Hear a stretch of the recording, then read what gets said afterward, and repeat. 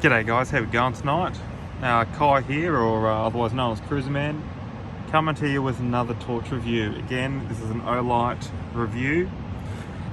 Today it's for the Olight Seeker 3 Pro. It is the replacement for the Olight Seeker 2 Pro. Now there is a very slight size difference. There's a little bit of difference in the operation of the torch. The new torch, if you're not familiar with the Seeker 2 Pro, traditionally you press and hold to activate. This actually has a toggle or a rotating button. So it's a 90-degree turn to get it out of lockout mode. And then we can operate as usual by pushing and holding to cycle through modes. Or you can also actually spin this dial and increase the brightness. And I guess it allows more versatility in how much light you really want. My line of work is predominantly in pest control, southwest Victoria of Australia. So I use the Java lots, I use the Odin Mini on a shotgun, I've got my my head torch, and in the background there I've also got a little Warrior Mini 2, which is in my pocket all the time. I guess the biggest difference between these torches is the number of LEDs. So there's 4 in here for the Olight Seeker 3 Pro, and in the Seeker 2 Pro there's 3. So there's an extra light. The packaging says 250 meters for the Olight 3 and 4,200 lumens. I don't really care too much about how bright it is or how far it's meant to go. It's more how much usable light does it give. And both of these torches, they're very bright and they're fantastic flood beam torches. And I use them for hunting and for camping. Predominantly, if I've looking for a lamb or a fox that has been shot in a paddock, something like that, I'll use these torches as a floodlight, trying to find it, and saving the battery in my Java lots. And for that purpose, these are actually fantastic torches. One of the differences with the Seeker 3 is that they now come with a proximity sensor. I'll try and focus here. It's a little black dot right at the top here.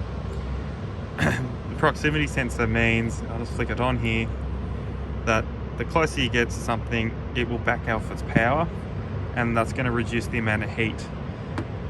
I think that's actually really important. I'll just show the pouches. So they come with the pouch. Both pouches, from what I can tell, are identical.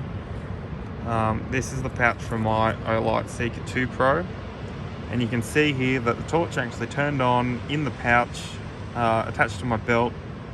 I was driving through a paddock or wherever I was, and I could smell something burning, and it took me until my hip was very hot to realize that the torch had turned on. Whether I bumped it on the seatbelt or hit it on the door as I was getting in, I'm not too sure, and it actually burnt a hole through the case. Luckily it was on my hip, it wasn't in my bag, it wasn't in my car, because that torch, you get it's a lot of light, they get incredibly hot. And so having a proximity sensor, I just think, is an incredible safety feature. My understanding is if it's close to something for long enough, the proximity sensor will actually turn the light off. And it's for that feature alone that I requested to review this light, and it's also for that feature that I will be replacing the Seeker 2 Pro.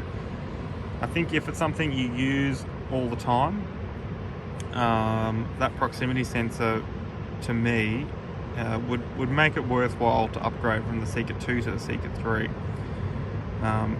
But then also the light, there's a lot more light out of this torch. So I'm camping at the moment.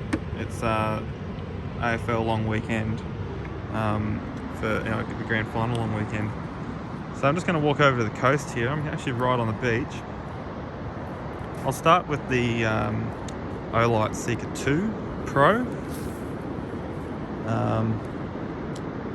Let's just put it into lockout mode. So here we go.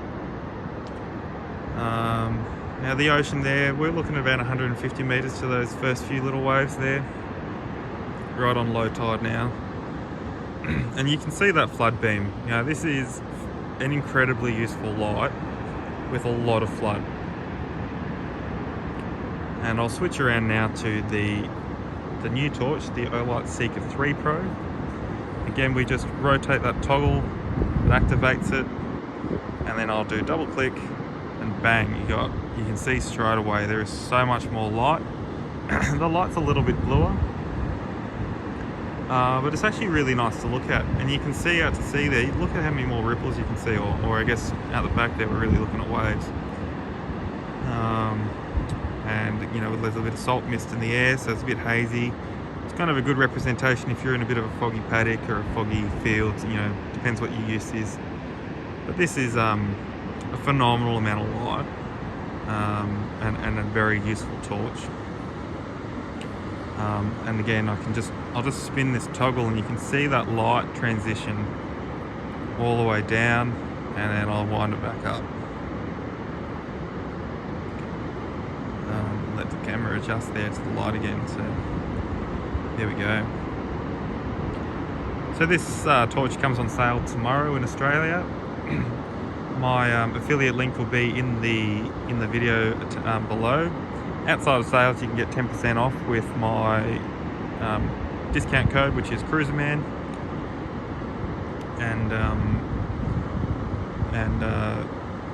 Yeah, I think if you're interested in a new torch or a flood torch, if you haven't got a Seeker 2 Pro already, definitely the Seeker 3 is an improvement. Let's get back to camp here. But if you've got it in your pocket all the time, I just think just with that proximity sensor alone, this is a worthwhile torch to upgrade to. And during any of those flash sales that they have, there's always some good savings on the release of a new torch. So yeah, Seeker 3 Pro on sale tomorrow. Cheers guys, bye.